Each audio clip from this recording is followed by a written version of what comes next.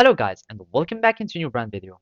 In today's tutorial, I'm going to show you how to deactivate your account in Robinhood. So make sure to watch the video to the end and follow these simple steps. So basically, all you need to do is just to go to your account, but first we will need to make sure that you have some requirements. So here in the Robinhood support article, we are going to learn about these requirements.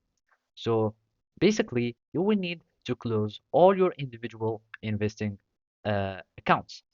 That means you will need to close all your position. So you will need to have zero pending deposits, have no upcoming dividends or cash sweeps or any other future income that will be in the future. So that include all your investments. And of course, you are no longer enrolled in stock lending or brokerage cash sweep programs, etc.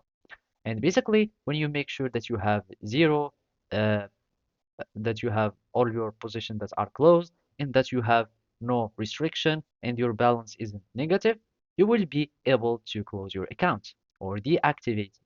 So basically, you will be needing to go to your account, and simply you will need to go to Robinhood. So either it was in the web app or mobile app.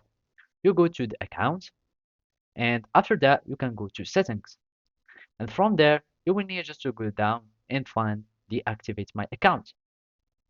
So by clicking on deactivate my account, you will need just to select the account that you would like to close because there are many type of accounts. There is individual account, joint account, the IRA account. And basically, after that, you will need just to enter your password for confirmation and follow any other instruction that you've been uh, asked to do. Then you will need to confirm, and basically that's it. Thank you for watching and see you next time.